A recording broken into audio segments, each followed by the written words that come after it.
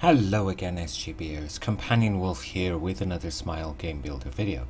This week's tutorial is another tips and tricks, but we will be focusing again on string variables, and there will be a small section on animated terrains as well.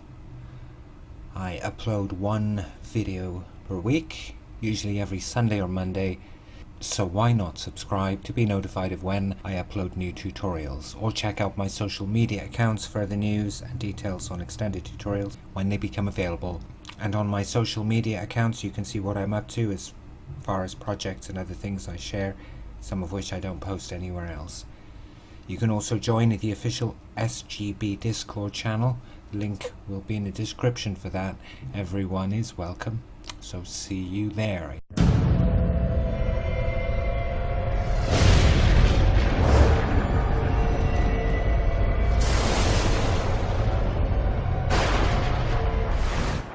On a different note, before I begin the tutorial, starting this Friday there is an event called The Big Cheese, which is kind of like a medieval festival type thing, and I will be attending that, taking lots of videos, and I will be uploading them to my channel after the event. I've also started doing a lot of other things, not just game dev stuff, including some writing, and what I've been experimenting with, RenPy, a program where you can create visual novels. So I figured that I would resurrect Trigger, the adventures of Trigger, and try to put him in a visual novel. So that's where the story writing is coming into play, because I want to flesh out his story, and then once it's done I'll create all the graphics and put it in RenPy. That would be very exciting to do.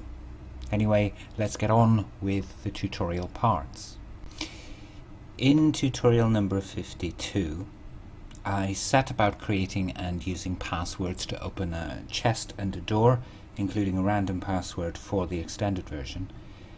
This is my own spin on it, since I generally like creating events from scratch, but I did neglect to mention that in the preset events there are actually presets that do the same thing. Under doors and stairs you have two presets, one for number combination, open when code number matches, and another one for a password, open when password matches. They're essentially the same as the ones that I did in tutorial 52, but they're just presets. So you'd literally just click on one and you can add the settings. Anyway, there aren't any for searchables, but you can easily adapt the presets or follow my tutorial for creating them. The next tip is what I like to call shaken flash effects. What this does is let you use keywords to summon various effects using string variables, which I have mentioned in tutorials, notably in number 52 again, and also briefly in 51. It sort of reminds me of plugin parameters in RPG Maker MV. In fact, that may be where subconsciously the idea came from, because I have been quite active on producing the Q Engine and the Q Engine message add-on for release at the end of this month. Anyway, we would need to go into game data and common events and create a new event, shaken flash effect. And then what's issued here is a series of commands that we want to use. I've used 4 for the purposes of this tutorial, but you can easily add more if you follow the same formula. These don't need to be nested branches. They can, and in this case should, be one after the other after each end branch. The first one is flash, to make the flash screen for a number of seconds. set a string variable box to whatever variable name you choose, and then in the comparing letters type flash, it must be the same as,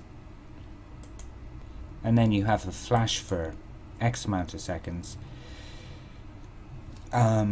which is in this one is in screen settings, and it would be flash. In fact, that one and that one, which are also the ones we're going to be using, are in the same place. Unfortunately, you can't directly assign the flash duration to variables, so decide on the duration that you want the flash and stick with it. The second one is bright, which brightens the screen after a certain amount of time. And the third one is the same, but this time it darkens the screen. Next is a shake command, where you can also set the strength in the same string variable. So for the first branch, naturally is for the command, and that's set to the beginning. And then the second and subsequent branches check for a weak, normal, or strong effect, with their radio boxes checked accordingly. And strong. You can add other commands by adding similar branches, such as with screen color, or maybe there's something else that you want to trigger, like an event. You would type in this and then you would trigger the event.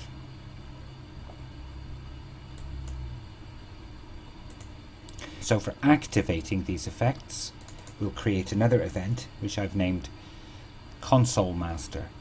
I've put them all in one event, so we'll test each one in turn. And don't worry about the switch condition, this is just to make sure that the ones we want to activate are run, and not all of them. So for the first one, this one would be flash.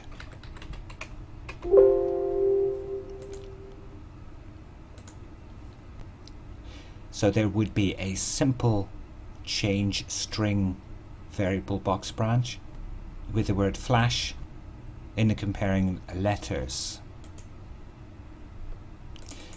And then we'd execute the shake and flash event from the common events.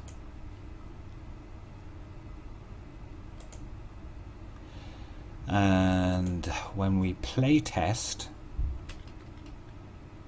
speak to the guy and the screen will flash. You can also change this to bright or dark in the events. Right here, change it to bright or dark, to brighten or darken the screen when the event is run, and those effects will be activated. So the next one is shake.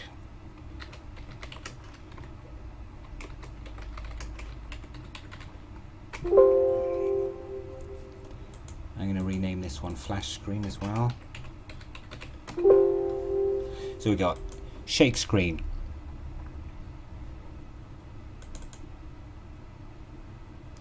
And once again, it would be in a change variable box where we can add the extra parameter. In this case, it would be shake strong, but if you recall, you can also use weak or normal at the end, depending on the strength. And then once again, we call the shake and flash effect. Let me just remove that one.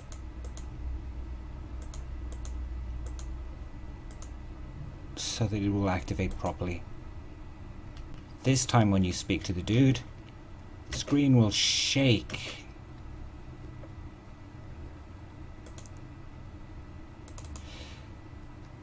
And then for the third sheet,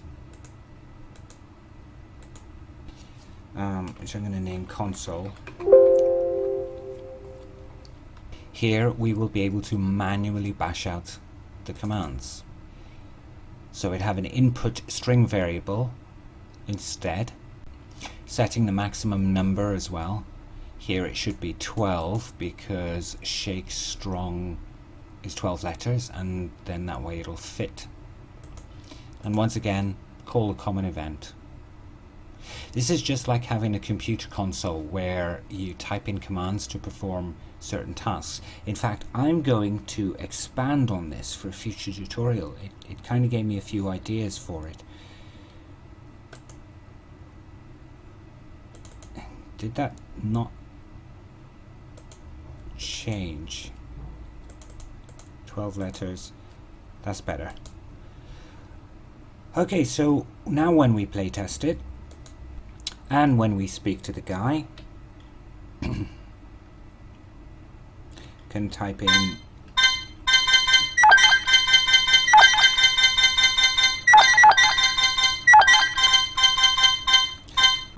in flash. Okay, that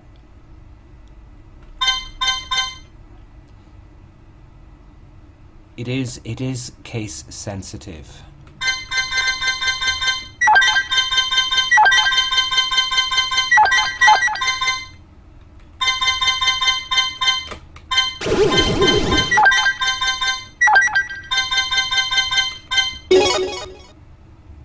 So that's just something to bear in mind, is that it is case sensitive. If you want both lower and uppercase or just uppercase, then you can adapt the input string accordingly, or change the settings in the common events. So for the next one, type in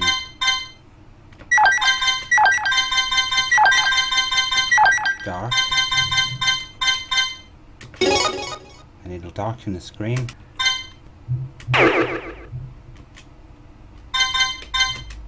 And then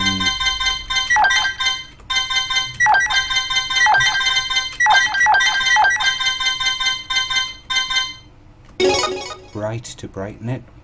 And the final one,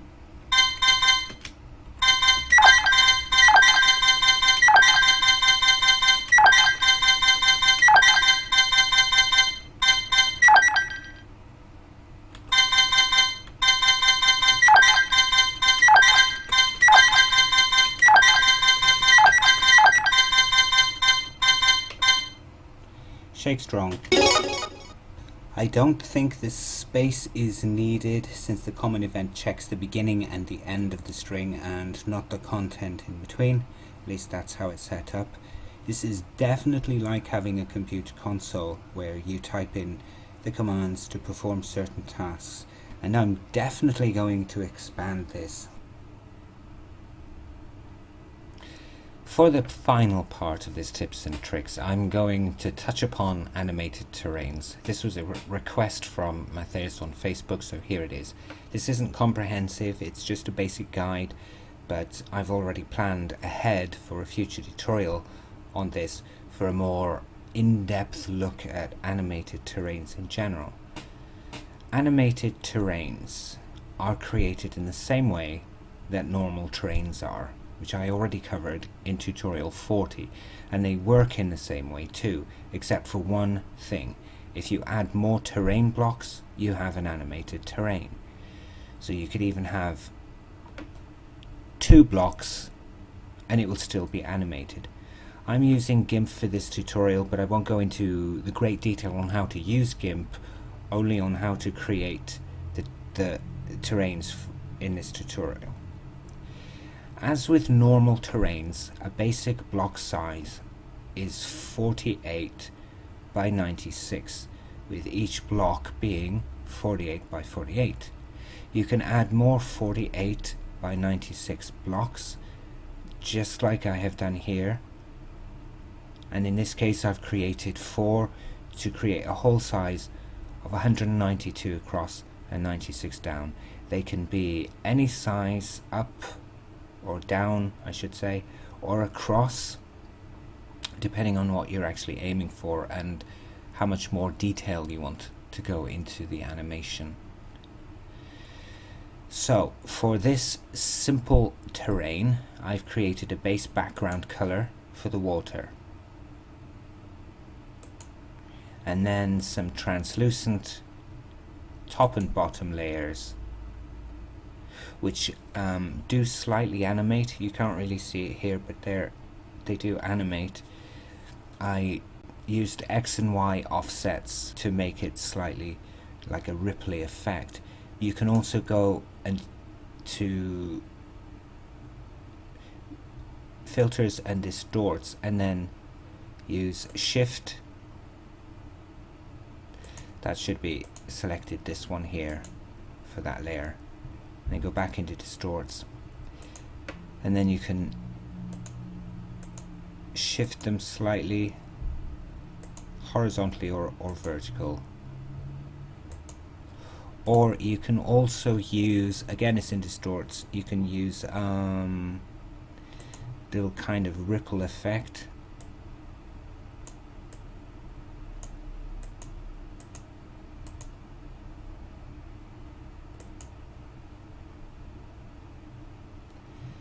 And then we'll do the same thing here. I'm not sure how this will turn out, but we shall see. A rule of thumb is to consider the first frame as your base frame, and then subsequent ones are the animation frames, just like you would for the 2D characters. And then I added some transparent layers for animation. Now the last frame in your grid will be the transitional tile, since it cycles 1 through 4 and then jumps back to 1. So if this last one isn't quite set right, then it'll appear to jump and skip frames, a bit like those badly animated GIFs. So what I do is I generally add a transition layer. You can't really see that, but it's, let me do it this way, turn off that and that, there. You can just about see it here, where it's basically the bottom part has been sliced off and placed at the top. And the reason for that is it kind of overlaps at the top and the top of the final frame, so that it flows more evenly when it jumps. You can always come back and do some additional tweaking to make the animation smoother. Once that's done, we can then export it as water. Make sure that when you are saving for SGB that the interlacing is unchecked to prevent some distortion. And then it can be imported into SGB.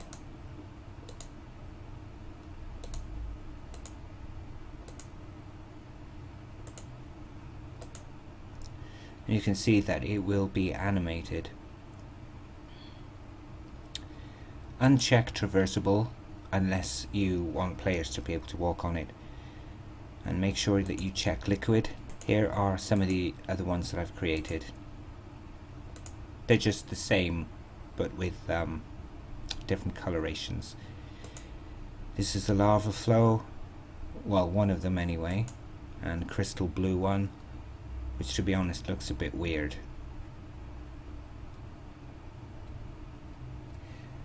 Animated terrains can't be set as stairs or slopes, they're just as the terrain.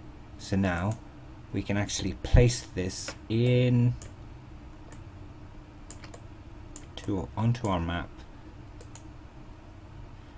and I think something like this here.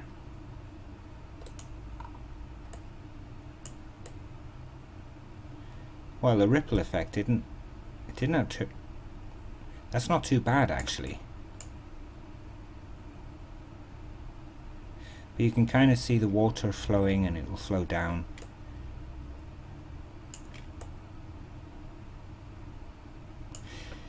And the reason that we set it to liquid is because if you didn't check that, then it wouldn't have this little sort of dent in there. It would be flush with the rest of the terrain, and that is how you do it.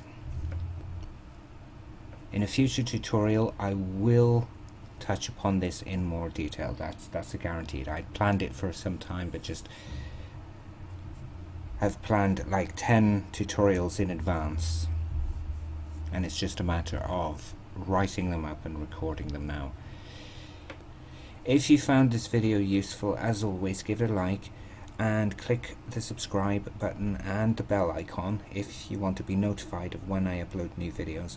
And don't forget to visit my Twitter, Pinterest and Facebook accounts, or my official SGB website for links to extended tutorials when they are available. I haven't done any extended tutorials for a while, but I plan to pretty soon. You can also join the official Smile Game Builder Discord channel, which has Japanese speaking chat as well, to keep up with the latest SGB news and resources.